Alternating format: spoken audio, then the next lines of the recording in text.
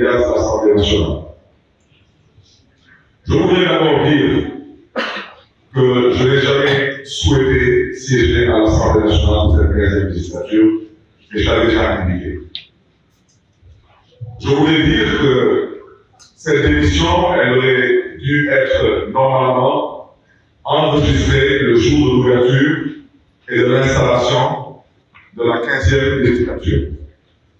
Mais le jour de l'installation de la 15e législature, j'étais, comme vous le savez tous, à Saint-Louis pour les besoins du procès de nos 80 camarades qui sont détenus et pris en otage.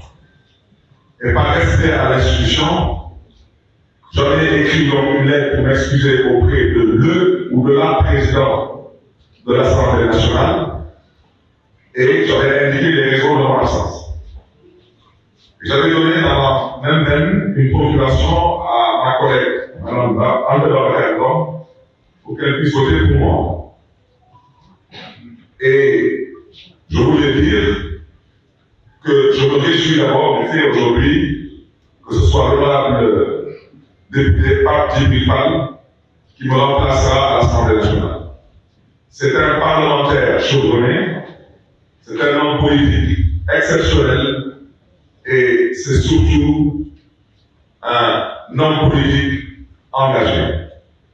Mais j'insiste là-dessus parce que Pape Djibril, c'est tout de même un garçon qui a réussi à rentrer pour la première fois à l'Assemblée nationale sans coalition.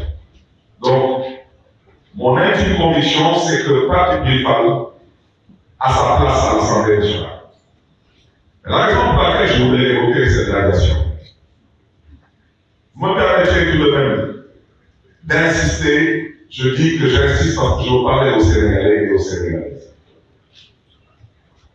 C'est pour vous dire que ce qui est en train de se tramer, ce n'est pas l'Assemblée nationale. Ce qui est en train de se tramer, c'est autre chose. Et cette autre chose-là, on y arrivera et on ne l'acceptera pas. Parce que dans la vie, toute chose a une fin. Et dans la vie, il faut savoir raison garder. Je le répète, le Sénégal est une république. Nous avons tous choisi de vivre en république. Ceux qui ont choisi de vivre dans autre chose, ça les engage. Je vais vous interpeller de la façon la plus simple possible. Si j'étais aujourd'hui élu président de la République du Sénégal, un député est élu, un président de la République est élu, est-ce que quelqu'un aujourd'hui oserait me déchoir de mon mandat de président de la République? C'est une question que je pose aux Sénégalais et aux Sénégalais. C'est la même chose qui s'est produite avec l'Assemblée nationale. L'Assemblée nationale du Sénégal a un règlement intérieur. Et au Sénégal, nous avons une charte fondamentale qui est la Constitution. Il y a une différence entre un délit et un crime. L'Assemblée nationale considère que, dans son règlement intérieur, que vous soyez condamné pour un délit ou pour un crime de façon définitive, l'Assemblée nationale considère que sous demande du ministre de l'Intérieur, vous devez être radié. Radié de la liste des députés du mandat en cours. Et on n'a pas besoin de faire Sciences Po pour comprendre ce que j'explique. Maintenant, ceux qui sont de mauvaise foi et de mauvaise volonté, ils sont libres, mais à chacun son tour.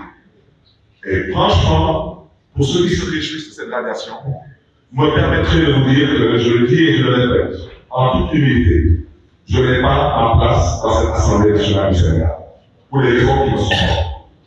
C'est tout. Maintenant, je vous poserai la même question. Comme le ministre de l'Intérieur dit que j'ai été condamné définitivement, je lui demande, est-ce que sur les 165 députés, est-ce que je suis le seul député à être condamné définitivement? Parce qu'il semble que le ministre de l'Intérieur, vit dans un autre pays qui s'appelle le Sénégal.